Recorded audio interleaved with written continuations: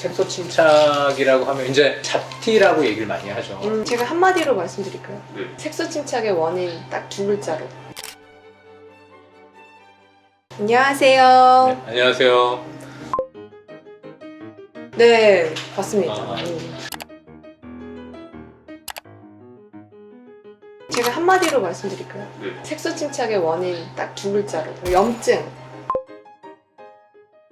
좋은 말씀이세요. 사실 아주 미세한 염증이 결국에 색소 침착을 일으키고 피부 노화 있잖아요. 주름 생기고 이런 것들도 다 어떻게 보면 다 염증이거든요. 팔꿈치에 있는 이런 것도 계속 오랫동안 자극을 계속 주신다든지 하기 때문에 피부에 생기는 어떤 미세한 염증으로 발생한 결과물이다. 피부가 하얀 사람보다는 이제 좀 검으신 분들이 뭐 팔꿈치나 입 주위나 아니면 눈 주위나 이런 부위에 조금 색소를 많이 가지고 계신 분들이 있어요. 그런 분들도 이렇게 유달리 이제 여기가 주름이 좀 많은 부위잖아요. 필 때는 모르는데 이렇게 접히게 되면은 이쪽 부위에 피부가 두꺼워지고 주름이 많이 늘면서 거기가 좀 더 진해져 보일 수는 있죠.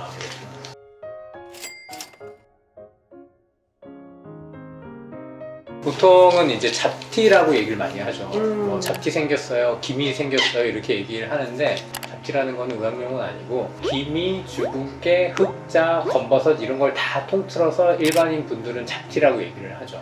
그런데 이제 다 다르거든요. 다 달라. 그러니까 의학적인 진단명은 다 각자가 다르고 각자의 원인도 다르고 생기는 부분도 너무 다 다른데 그 잡티를 뭐 여러 가지로 뭐 구별할 수 있겠지만 그냥 우리가 이해하기 쉽게 구별을 한다면 피부 노화에 의해서 생기는 잡티가 있을 것이고 노화랑은 상관없이 생기는 잡티가 있을 것 같아요. 그래서 노화랑은 상관없이 생기는 것 중에 하나가 가장 대표적으로 사춘기 때 뭐 많이 보이는 주근깨, 빨간 머리 주근깨 이런 주근깨들은 노화랑은 상관없이 일종의 뭐 유전자 변이 같은 것 때문에 생기는 게 있고요. 피부 나이 노화에 의해서 생기는 잡티는 검버섯이라든지 기미라든지 이런 흑자 뭐 이런 것들 전부 다 노화에 의해서 생기는 거. 그래서 30대 초중반을 기점으로 그 전에 생기는 잡티와 그 후에 생기는 잡티 뭐 이렇게 나눠볼 수도 있을 것 같고 뭐 나누는 방법은 너무 많을 것 같아요. 그런데 이제 좀 중요한 거는 기미를 제외한 나머지 잡티는 제거를 할 수 있다.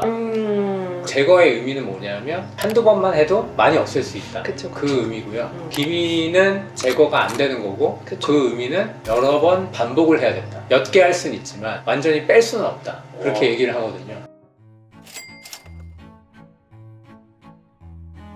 기미는 색깔 자체를 연하게 만드는 게 목표이기 때문에 레이저를 좀 많이 이용을 하게 되고요. 근데 기미가 중요한 게 뭐냐면은 여성 호르몬, 자외선, 뭐 유전 뭐 이런 게 연관이 있다라고 제일 많이 설명을 하는데 저는 좀 치료에 있어서 좀 강조를 하는 게 노화랑 연관이 좀 많다고 말씀을 많이 드려요. 그래서 레이저를 반복적으로 좀 하게 되면 피부가 조금 어려지고 젊어지는데 레이저는 보통 저는 이제 2주 간격으로 10회 이상을 권해드리거든요. 그 다음에 먹는 약도 있고 기미 주사 도 있고요. 그래서 그런 방법을 이용해서 최대한 자극 없이 지속적으로 조금 옅어질 수 있게 그런 치료를 하고 있습니다. 기미는.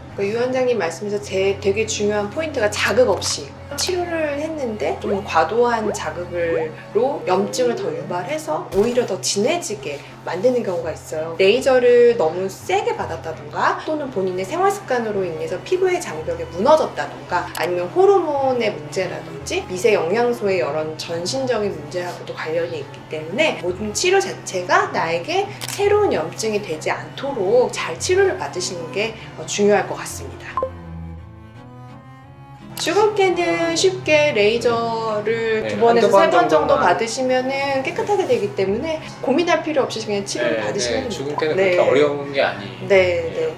흑자, 검버섯 이런 것들도 이제 흑자도 작은 게 있고 큰 게 있는데 좀 클수록 치료하기 좀 어렵다 이렇게 이해하시면 될 것 같아요. 네.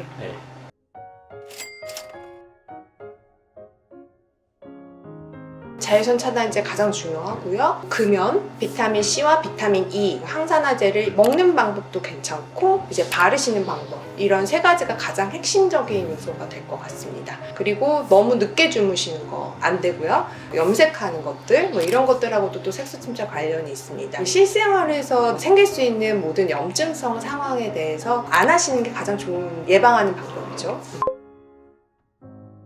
주근깨나 뭐 점이나. 흑자나 점이나 이런 거를 없애진 못하는데 태닝이 돼서 좀 검어졌다든지 아니면은 피부의 특정 부위가 조금 검게, 예를 들어서 뭐 여기가 좀 더 옛날보다 좀 검어진 것 같다, 그런 부위에 좀 발라주면 옅게 해주는 데 도움이 될 수가 있어요. 근데 꾸준히 써야 돼요. 한 달에서 2달 이상은 매일매일 발라줘야 효과를 볼 수 있거든요. 그리고 그 연고 자체가 자극이 되기 때문에 이제 좀 피부가 좀 붉어진다든가 각질이 좀 일어난다든가 그런 부작용이 생겨서 잘 맞으시는 분들도 있고, 또 어떤 분들은 굉장히 좀 많이 불편해서 쓰다가 도중에 이제 그만두시는 분들이 많죠. 이제 자기한테 잘 맞으면은 길게 쓸 수 있는 것 같고요. 그래서 효과를 좀 볼 수 있는 것 같아요. 레이저 치료를 기반으로 하되 이제 색소 침착의 종류에 따라서 횟수나 예후는 이제 치료하신 선생님과 이제 설명을 잘 들으시면 될 것 같고요. 쉬운 잡티는 한두 번으로도 굉장히 깨끗해지기 때문에 치료를 받으시는 게 좋을 것 같습니다.